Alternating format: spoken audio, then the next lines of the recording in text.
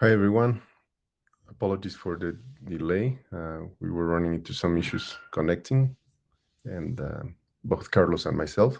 So if we wait 1 minute, Carlos should be able to join. Can you guys hear me fine?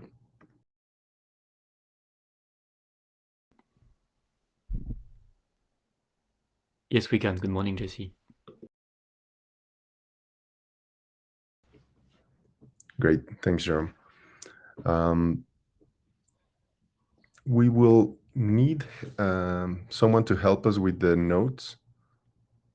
I don't know if anyone can help with the CodeEMD online note taking.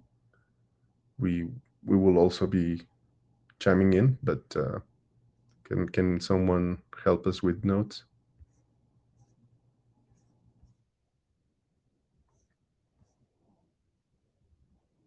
Try to do that. Okay, thank you very much, Matthew. All right, so please bear with me 1 sec, and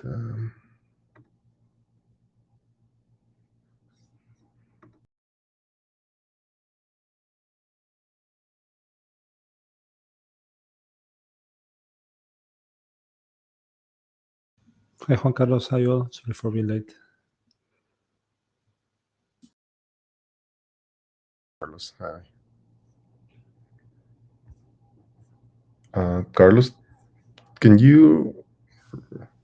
Well, I can take care of these slides, and then maybe you follow with the notes or something. Sure. Okay, thank you. So hi everyone, and sorry about the little delay. Move things here. So okay.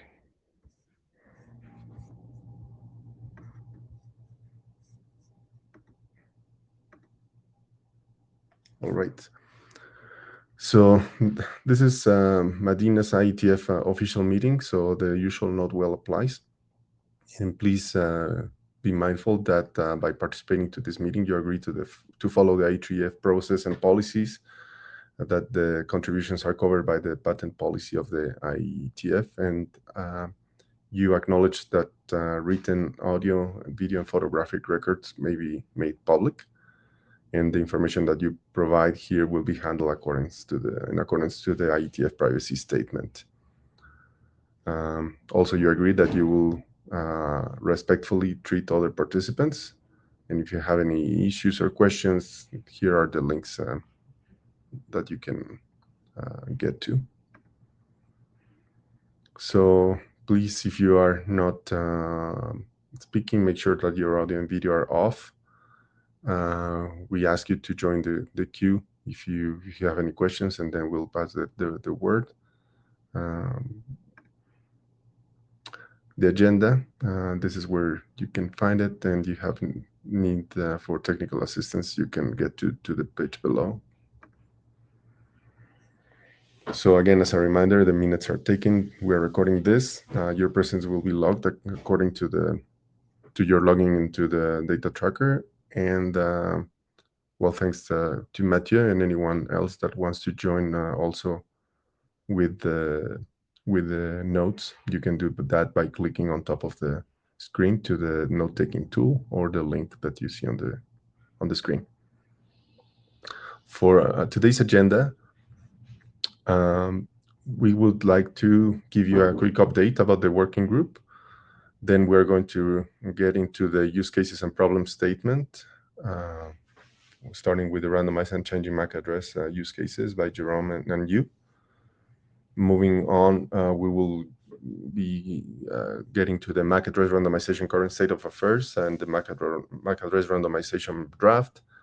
Then we'll give you an update about the open roaming experiment that we've been discussing with the WBA, and then we'll go to the next steps, preparations for the London meeting. Then Matthew will be presenting us the latest work on rotating MAC address for privacy protection. Do we have any questions or requests for the agenda?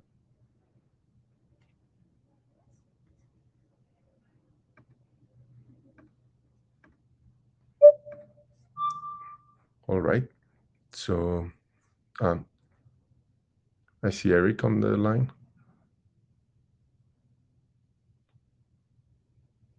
Eric?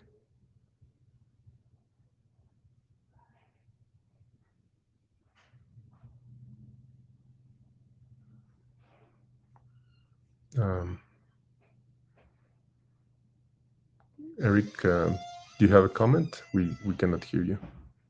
Yeah, just first of all, sorry for joining slightly late. I was in a meeting that was shorter than expected, so that's good. And the other point, do we have a note taker? Because it's required, right? We do. Matthew has volunteered, and both Carlos and I will also be chiming in. Super, thank you. Okay, thanks. All right. If there are no more questions, then I think we can move on to Jerome's use cases and problem statement, or Jerome and you.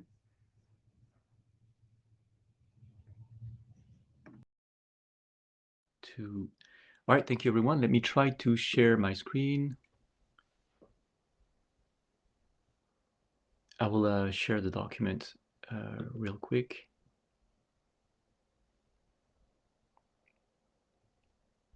All right, you should be seeing my screen. Can you confirm, Jesse, please? Access.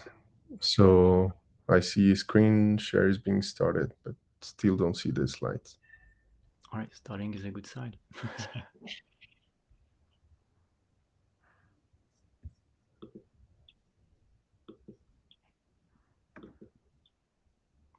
All right, beautiful. Yeah. So thank you, Mr. Chair. Hi, everyone. So we updated these documents, and you probably saw, those who were night owls, that it happened yesterday night. So a little bit late. Since last July, we received quite a few comments around these documents. Mostly were around typos, and I saw this morning there was another comment that says you still have typos. So I'm sure we still have typos. So as you keep reading this document, as you find these typos, please signal them. Please tell us that we have typos, but also tell us where you see them so we can correct them. So there were a bunch of corrections in these documents. But what I wanted to attract your attention to is in fact two elements. One of them is one common. So remember the structure of this document, right? Sorry, I'm browsing back. We're trying to look into the environment where RCM happens. So we wanted to give some reference into what a MAC address is, why it's being randomized, which are the actors that interact with the MAC address, and that would be on the technical side at layer 2, the access point, the switches, all these services that may use the MAC address. At layer 3, upper services, there'll also be non-machine devices, that is to say, not network functionalities, but humans, because the humans are going to be operating or acting in the network at some point of it, so they may have an interaction with the MAC addresses. And also define a little bit the environment into where MAC addresses are used and what kind of trust degree you can have in those various environments. So we define these trust degrees, from full trust to zero trust, and these environments that would be, from home essentially to the factory floor and the enterprise systems. Then we have a quick, as you may remember, view of why these various entities may want to interact with the MAC address and what they do with it. And then the main change I wanted to bring to your attention is this one, where one common comment we got around this table, where we summarize these various what we're calling places, home, managed, residential, campuses, etc., the trust degree, etc. We had quite a few people coming and telling us, well, what you're defining here are not really places, they are environments. In fact, those are use cases. There is a home use case, a managed residential use case, etc. So one thing we did was to change this nomenclature to environment, and we did the same in the title above. Another common comment we got was although the trust degree is explained above, the network services here that you're defining, the level of service that you expect from the network, is something that is not defined anywhere. So when you say that you expect a medium type of level for medium services, what does that mean? So what we did as well was to add at the beginning of section 6 here a section that we call network services, where we simply remind the reader that as you are a station connecting to a network, you may be expecting from that network a certain amount of services. At the most basic level, the service you expect is an IP address and a gateway getting you onto the internet, nothing else.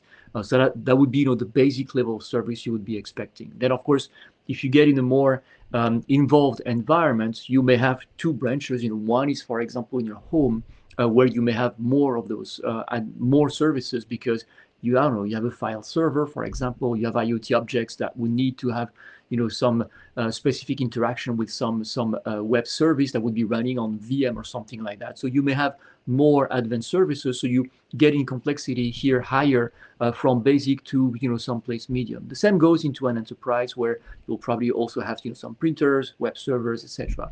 And then if you increase even more, especially in enterprise environments, you would have differentiated service that would then be applied to different types of traffic. For example, you would have your IoT traffic that would be directed into one branch. Then you would have your voice traffic that would be, for example, in another VLAN. Your voice traffic, you may want to recognize it so that you can prioritize it. So all these differentiated levels of services brings the relationship in complexity even higher. Because of course, if you want to recognize voice traffic, you want to recognize, that's voice traffic. So you need to characterize it, and also recognize that the device that is sending that voice traffic is supposed to be sending that voice traffic because it's a smartphone, for example, not a fire alarm that's sitting on the top of your ceiling. So as you do that, there is more interaction with the device because you need further finer interaction with the device to be able to organize the traffic and match the enterprise policy a little bit deeper. So that creates more complexity, of course, in the relationship between the device and the network, for traceability, QoE, and of course troubleshooting. So we have this one section that was added trying to go through that increased level of complexity. And of course, as this is new, as you read it, please feedback on if you think it makes sense, if you think we should organize it differently. So that allows us to have better explanation into what this column would mean. That's one thing. Another thing I have heard a lot is about the title of this document. So those of you who have been on this call for since the beginning, you may know that this is something that keeps coming back. Before, this document was called a framework document, and quite a few people came in commenting that this is not really defining a framework, it's defining use cases, and where those use cases are defined, what kind of existing protocols are out there that could allow privacy to be maintained in a world where RCM would be active. And because of that second part, we also had since July some comments coming in and say, well, now the document is called use cases, but you do more than use cases, and that's very true. You point into that last section that we examined together last time, which are existing solutions that allow interaction with between the device and the network without impeding into the user identity. And we, of course, named .1x, and we named open roaming last time. So it's true that this document is, in essence, use cases, but also in the use cases definition for RCM, also browsing through or combing through the existing solutions to maintain RCM conditions and good network conditions with the RCM environment. So it might be that we would need to have more discussions around, do we want to rename this document? And the last comment we received, and then I'll pause for questions and comments, is this last section on requirement formulation. As you may remember, as we were defining these use cases way before the group was formed, as we're still discussing the creation of Madinas, we were thinking of what would be the requirements for interaction of an RCM-based device with the network that would not impede with the intent of RCM in the first place. So we had these requirements that were listed here, 8 of them, that were some of them expectations, some of them assumptions about the network interaction with the network, but also some of them, guidance that would be given to the group into what the group should be working on. So now that the group is formed, we're moving more in a focused direction. We got a few comments from people asking if that section is still relevant or if we should not entirely drop it. So that is the update on this document. Let me unshare so you don't have this, actually, or maybe do this so you don't have this.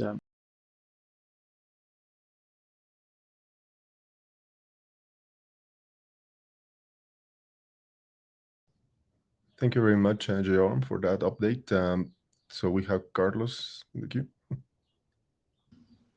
Yes, hi, everybody. I have a couple of comments or questions regarding the point on the name and also on the requirements. So I'm one of the few that I think have made comments on the name. And it's true that the document is more than use cases now. It's use cases, requirements, and kind of documenting some solutions. I think looking at our charter, the document is expected to be doing use cases and requirements. So I think that's fine, and I wonder if we want to explicitly say that in the title, requirements. I will be fine if we don't do it as well, because it may be implicit that you comment the use cases and then you do requirements. But then what I think may be good to do is this documenting the existing solutions. Maybe that should go into an annex or something like that, because that's not really like the main goal of the document. That's this one comment I have. And then another comment I have is on the requirements. At least to me, it seems that we have like two types of requirements. Like one type of requirements that is for the solutions to have, and then there is another type of requirements that is like requirements for us as a community to do, which they are requirements, but they're completely different type of requirements. So I think that needs to be also clarified in the document to distinguish between, okay, the solution must whatever do this, versus the community should look into this or should survey into this state of the art in order to do what. So those are the main comments I have on the document.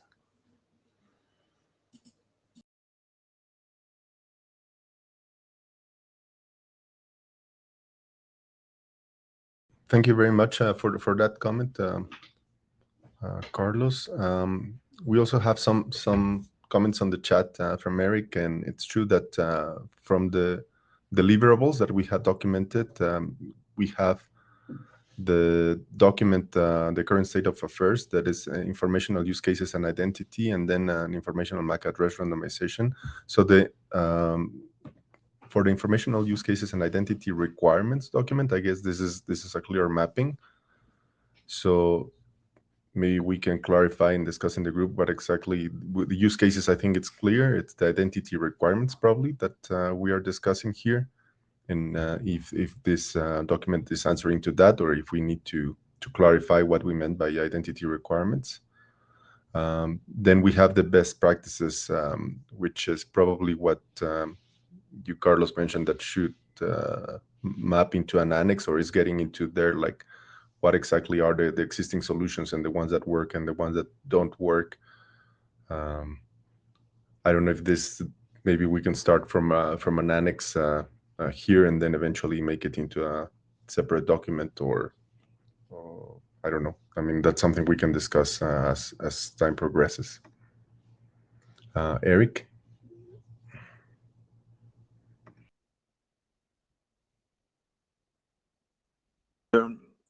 The thing. You basically summarized my point, and that was what I was pasting as part of the charter. So this is what the working group must deliver. I think we got the two informational documents. I mean, a few things need to be changed. Obviously, they are not ready for publication like it is, but it's good progress. But we need to start the BCP. And I think Jerome and News document, including the open roaming, the .1x, and so on, have some content where we can use it for the BCP documents. And BCP is not informational, right? So there's the equivalent of a standard. So it's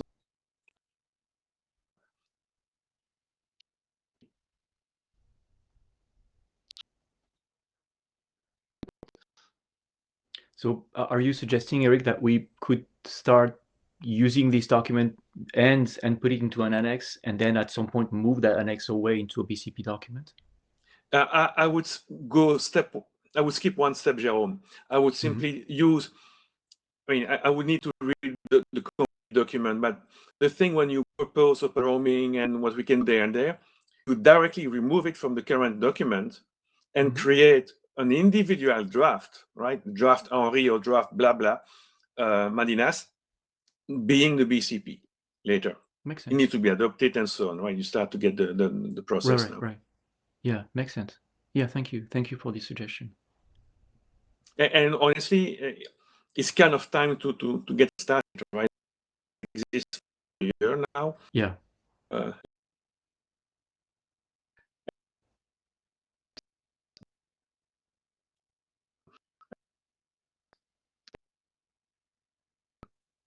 Right. Okay. Thank you. I think it's a very valid suggestion. I'll take it as a proposal. Thank you. Thank you very much for that clarification, Eric.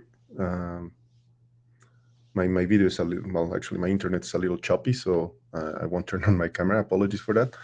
And I guess maybe just responding to also one comment from Carlos. This best practices, as Eric was saying, is indeed the instructions to people implementing. There was a comment regarding the requirements or the suggestions for the working group. I don't think that those need to be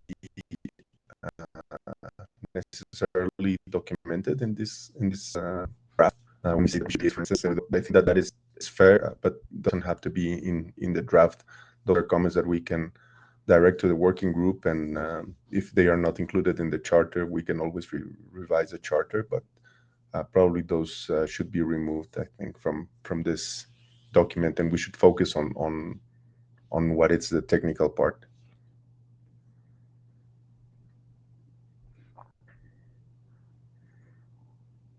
All right. So if there are no more comments, we can probably move on to the next item, which is the MAC address randomization from Carlos. Okay, let me see if I can present. 1 second.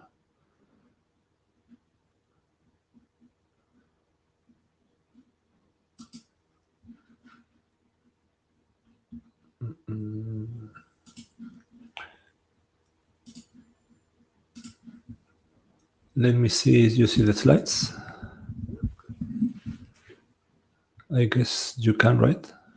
Yes, we can. Okay. So thank you, everybody. This is Carlos presenting on behalf of my co-authors an update on the MAC address randomization draft. Just a short kind of summary or quick recap.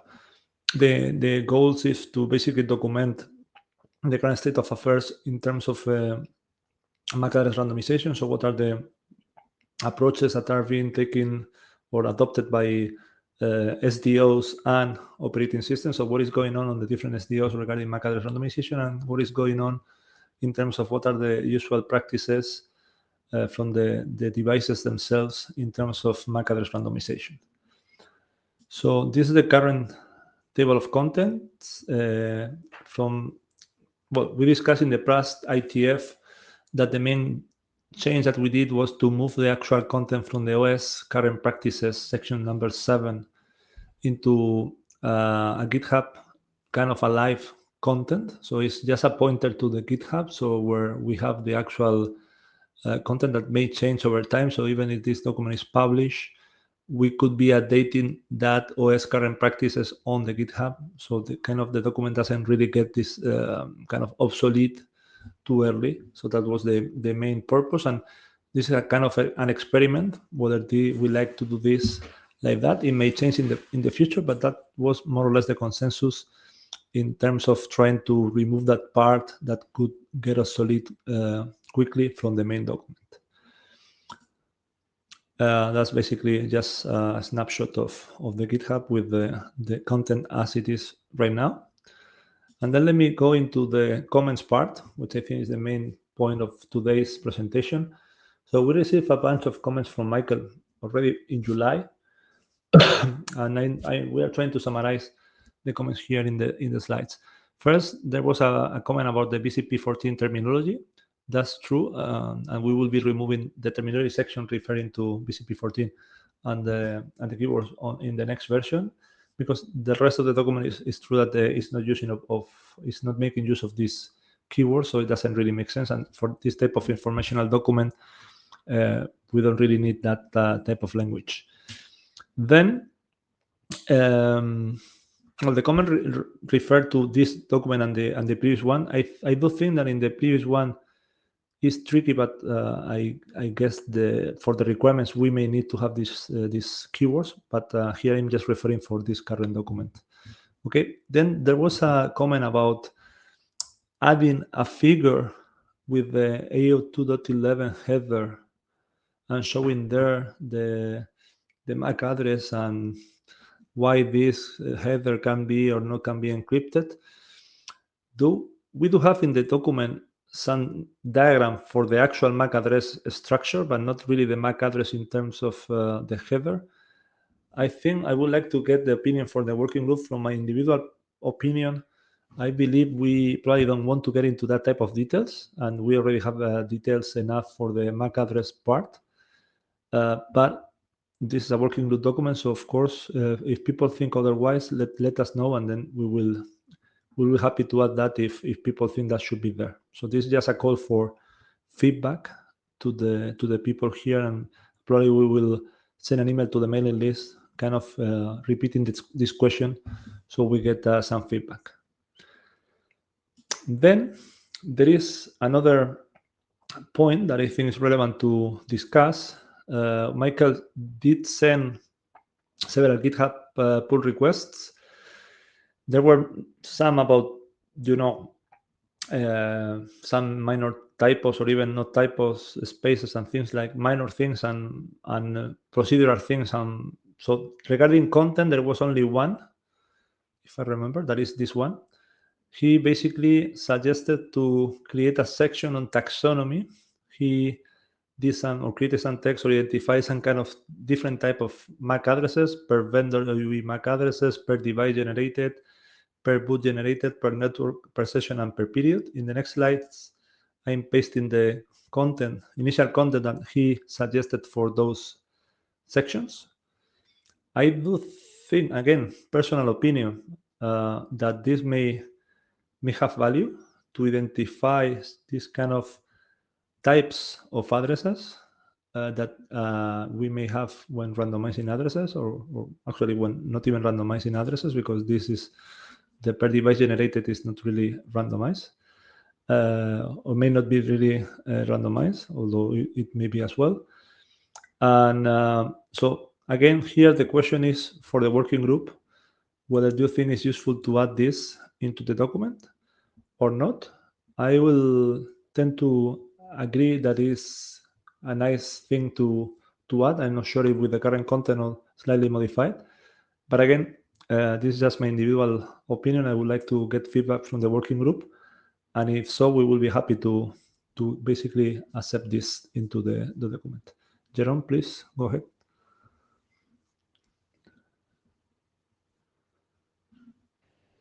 Thank you, Carlos. In fact, first, going back to your slide number 5, if you would, on the suggestion to have this UI show up, I think it's a little bit difficult because, as you know, the A2.11 header is something which is evolving. For example, A2.11 BI is talking about encrypting this MAC address. So I think writing this into this document would probably force us to conduct updates every time there is something before or after the MAC address field that is being added. So I'm thinking it may be a little bit adding some work for not a lot of value to add those in our document. Maybe it would be useful to point to the IEEE document where people can read those, but repeating the content of the IEEE spec to me is always a risk in terms of update. That's just my thought. On the taxonomy, I also see a lot of value in what is being proposed. What I'm not entirely sure about is how this would be used. My thinking here is vendors that implement randomized MAC addresses typically do so in an effort to protect privacy of the user. The way the MAC address is generated depends very much on the environment and the constraints that they're facing. For example, per device generated MAC address is something that doesn't change, which is probably very well if you want traceability or track the device, for example, in an enterprise environment. Per boot, that means you have to reboot your device.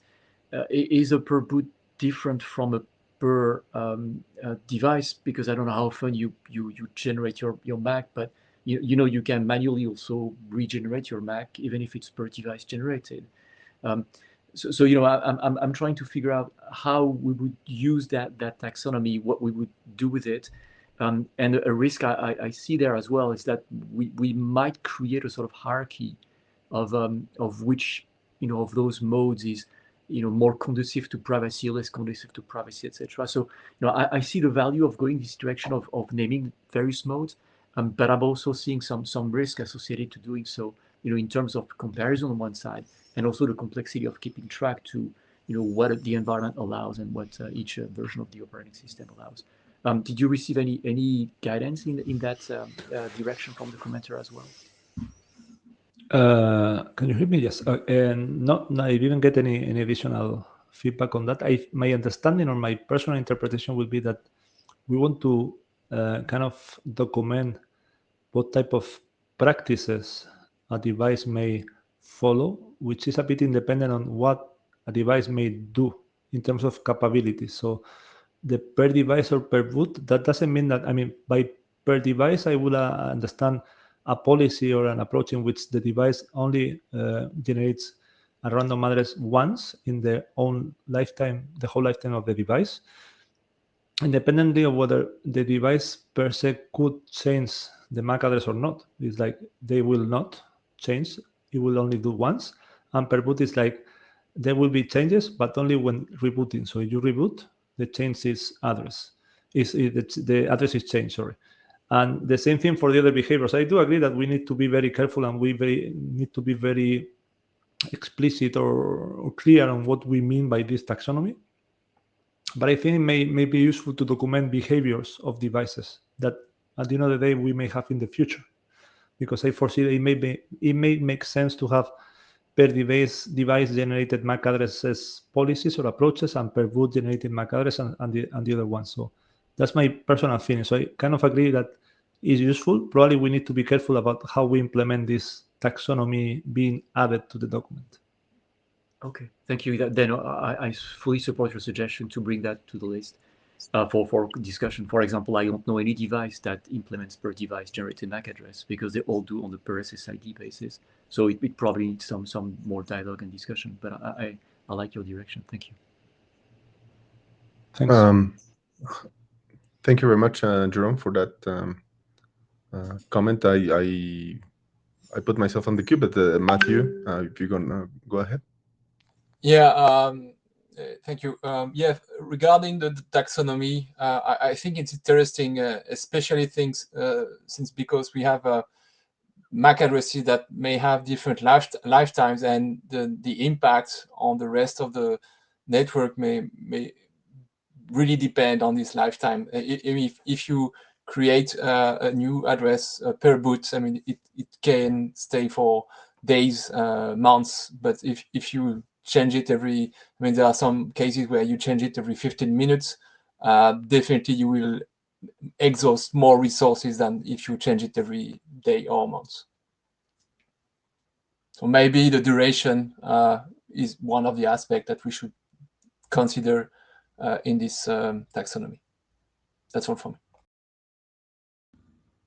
Okay, thanks. Good comment. Yeah, thank you very much. And I would also add that it's true that I think everyone has a different use case in mind. So we most likely assume, let's say, mobile devices or laptops, but indeed there are IoT devices or cameras or sensors that could have different behaviors. So we need to consider how these apply to each one of these different use cases that can be very vast. So anyway, looks going in the right direction. All right, so let me remove myself from the queue. And are there any more questions to Carlos?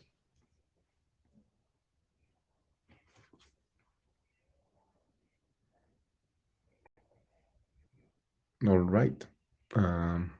So thank you very much, Carlos. You can come back to your chair role. So now I guess I can give a quick update about the discussions with the WBA and the open roaming experiment.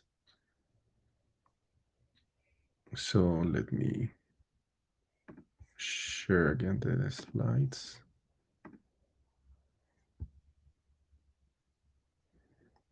And yes.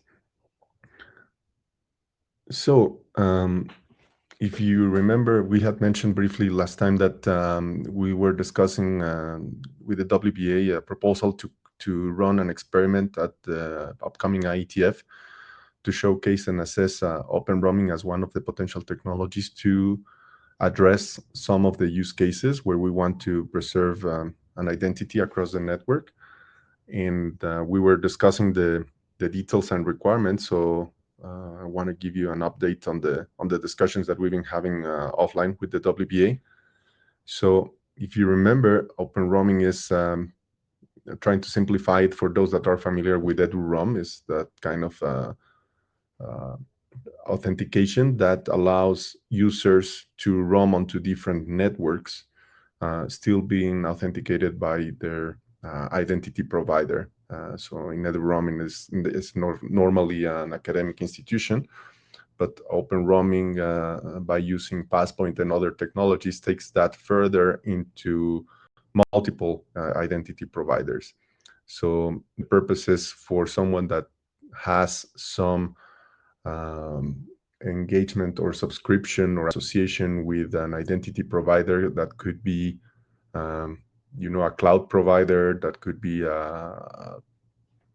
an enterprise, that could be a service provider, a retail.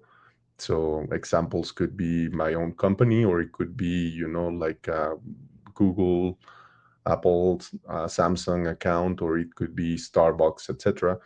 The point is that assuming that the user already has some identity with one of these providers, it can get accepted into a roaming network that is connected to this open roaming federation run by the WBA. So in this case, the experience from the user's point of view would be that as soon as you move into this new environment, you connect. Like if you were connecting to your home, your device connects automatically, and the user doesn't need to exchange password or get to portals, etc., because it just connects. So that is the good experience from the user's point of view. Looks like open roaming, and because it relies on 802.1x, it preserves privacy, it's a secure connection, and it of course provides a good experience to the user. So because this is something that WBA is actively promoting and suggesting that we run an experiment, we thought that this is in scope for Madinas to do, and we are considering doing this experiment at the upcoming meeting in London, where we could light up open roaming at the IETF network, allowing users to connect. Of course, users in the IETF network already connect. If they have attended a previous meeting, the credentials are there, so there's no new thing about it. The new thing would be the ability to roam to other networks by subscribing to this experiment. And that's the part that we are coordinating with WBA, because we, from the Madinas and IETF point of view, can provide what is needed at the venue and IETF wireless network. But we, of course, need to see what would be the other roaming networks that we could connect to around London to showcase. And that, of course, requires some discussions, agreements, etc., with external network providers. And we are actively looking into networks that are nearby the venue, the Hildon Metropole in Edgware Road, or around the social, etc. So the discussions are ongoing, and we'll keep you updated. But so far, the intention is to at least light up the network at the IETF in London, so that people can see and experience the open roaming connection at the network, and ideally, of course, roaming to foreign networks later on. Depending on how this goes, we could see taking it further for upcoming meetings as well. So I guess we'll keep you updated. Right now, it's not technical, but rather, like commercial, legal, political, etc. discussions that have to take place to enable this outside the IETF. But otherwise, it looks like an interesting technology that we could consider to address multiple use cases that are being discussed right now here. Does anybody have any questions?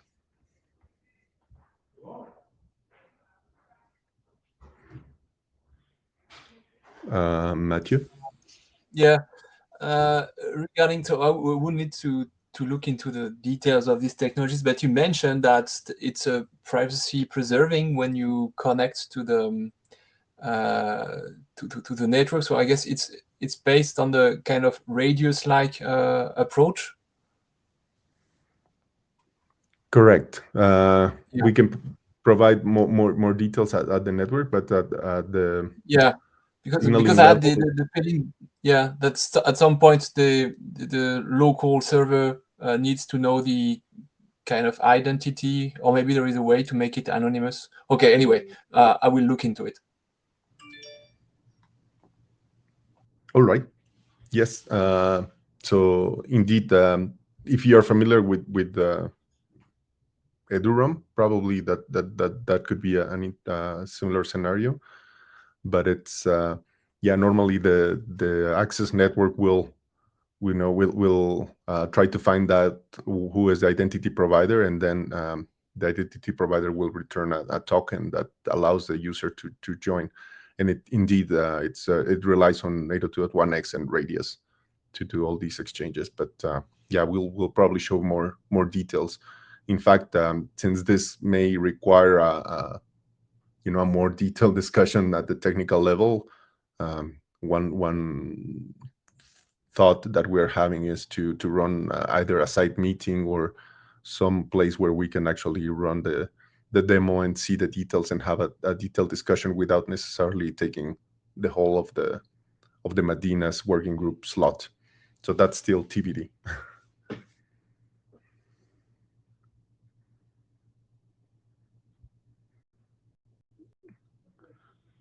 All right. If there are no more questions, I guess we can move on to the next one, which would be Matthew.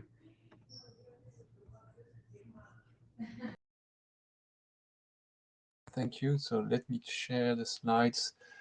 Yeah.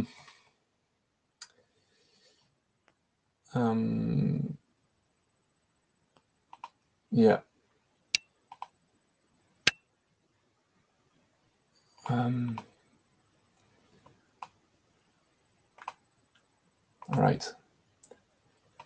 Can you see my screen? Yes, we can. Okay. So yes, I wanted to share this work with you. This is something that we've done. So this is work that we've done with some colleagues in my lab. And I thought that it might interest you because it raises some interesting challenges regarding the exhaustion of resources when we use address anonymization. We all know what is address anonymization. So because we have this tracking that may happen based on the identifiers found in frame, especially in 802.11, we can use address randomization as a countermeasure and to change this address periodically for a random value. This has been used by several companies in their products. Here I'm citing again Apple iOS first implementation, iOS 8 of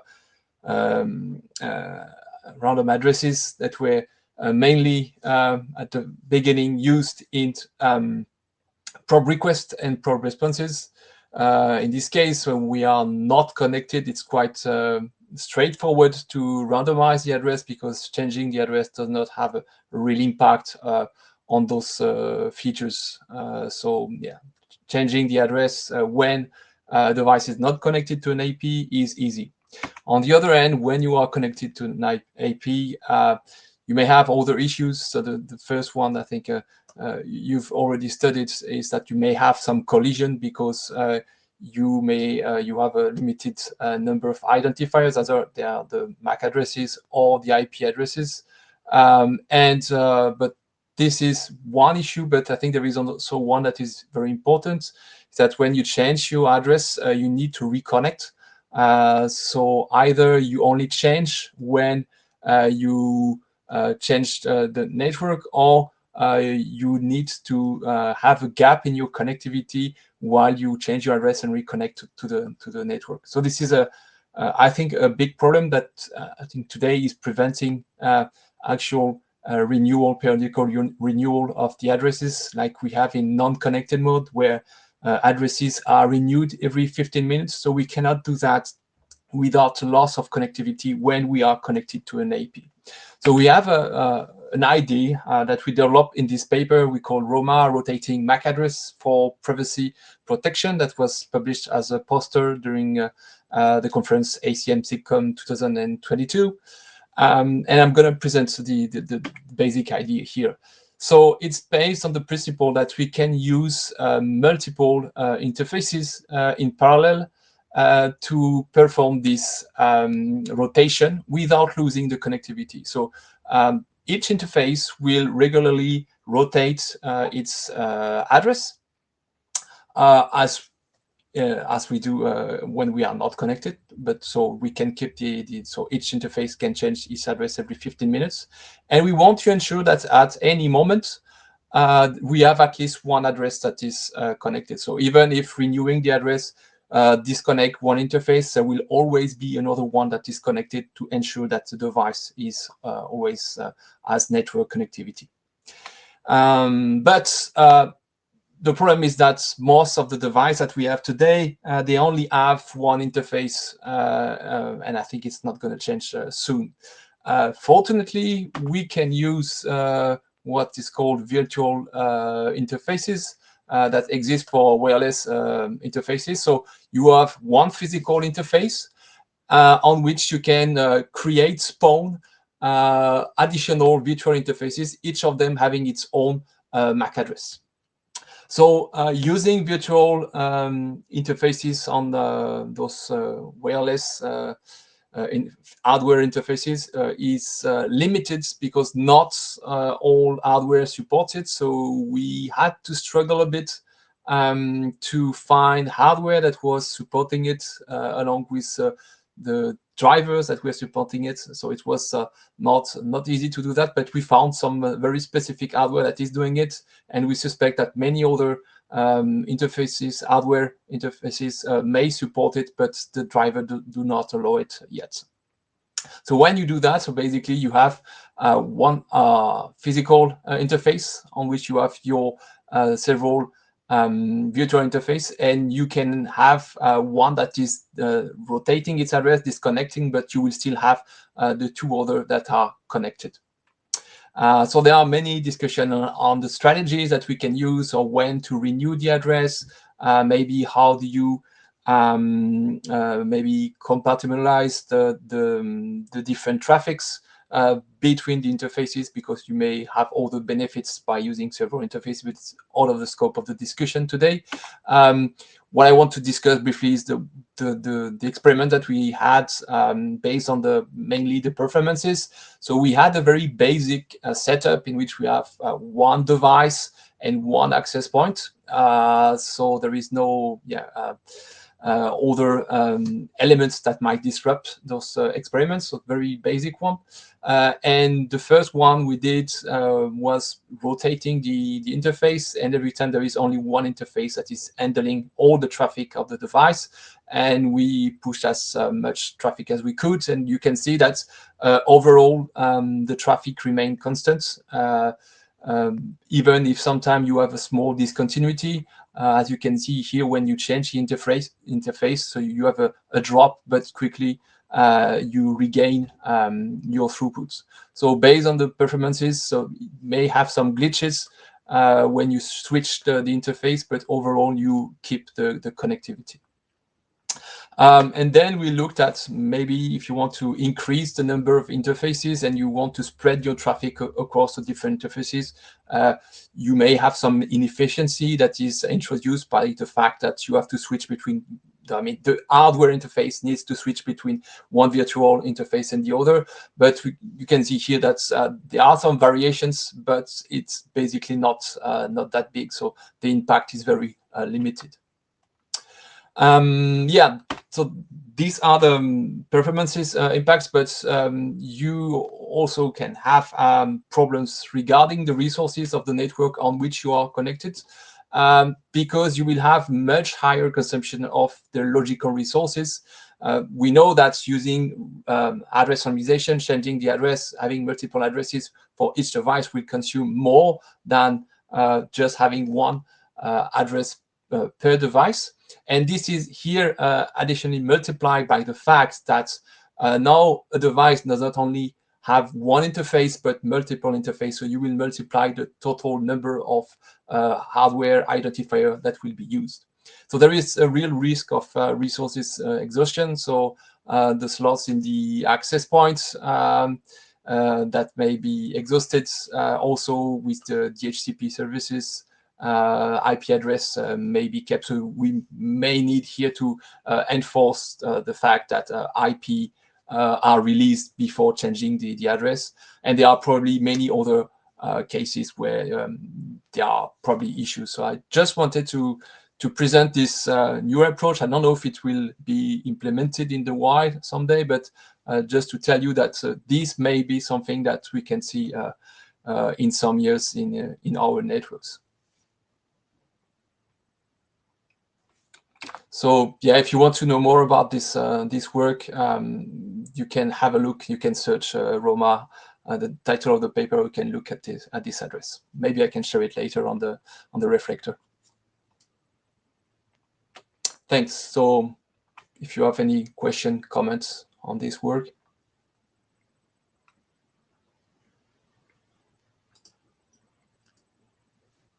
Yeah, so I will grab the floor, Mathieu. Thank you for presenting this, and without any hat, right? Simply because I'm curious there. You talk about the HTTP. Obviously, in the case of IPv6, the HTTP will probably not use, so that's not a real problem. But you have either the neighbor cache or the ARP cache, which is also consuming a lot of things. And you also mostly disrupt TCP session, except if you're using multipath TCP, right? Okay. Yeah. So this is multipath TCP will be, so we can combine all of them. But yeah, you're right. This is we are looking at ways to close those connection nicely without losing. Keeping open connection on the server or on the clients. But yeah, we are looking into that. Okay, and you know that quick is also a quick session resumption, right? So if you want to, yeah. Okay, thank you. Yeah. Okay, thank you very much, Eric. We had I don't know, Jerome. Were you in the queue or? No, thank you. In fact, The question I was asking was asked, from Eric. Yeah, I was, worried about the session resumption, having to regain an IP address and the drop there, not to mention, the load on the servers. I'll read more in detail the paper. Thanks a lot for sharing that, Mathieu. Okay. Well, thanks for that. Thanks for sharing this work, Mathieu. Thank you. It's great, and thanks for presenting here. I guess a question from my side: are you looking into further developing this work, or? Yeah, we are, but we don't have the human resources to progress. So now we have the proof of concept. We know we have the hardware to make it work. There are some issues, but there are many avenues to explore. That's the performance is the issue that we've discussed here, but also, like I said, rotation strategies. How long do you keep your address for each interface? How do you split maybe the traffic across the different virtual interfaces? All that remains to be explored, and we are searching for people interested in working in that, and also funding to fund those research. Okay, thank you very much. You? Yeah, thanks for the great work. So just a quick question: have you guys considered to develop a protocol, say, asking the server to give you? I mean, when you submit the DHCP, for example, you submit the DHCP with 2 MAC addresses, and then they will give you 2 IP addresses, and then they also give you a when you should be the time that you should rotate, or the time that permit to rotate. So will this one help you that then you will have a handshake with the network rather than like you're counting on the client to make all the decision? No, we haven't. So we were kind of assuming that there will be no modification on the network side, that we only had control on the device. But yeah, there will probably, like you suggested, many features that can be added to make this behavior more fluid for the network. Yeah, this is very good idea. I'm gonna write this down.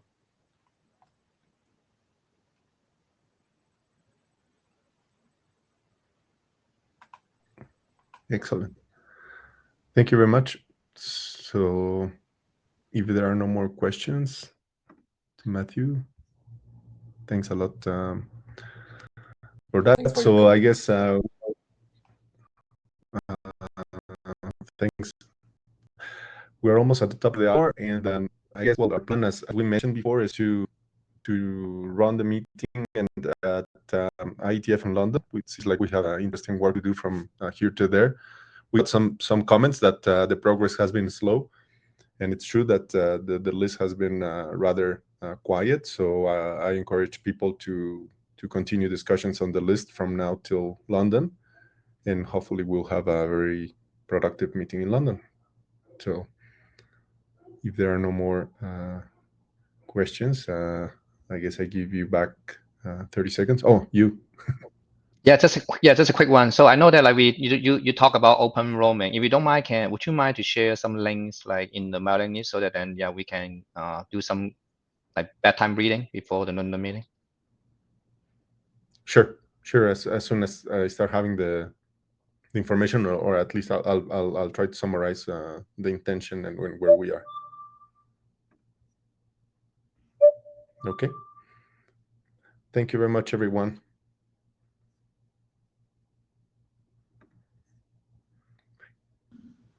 So the meeting is adjourned. Thank you, guys. Bye-bye. Goodbye.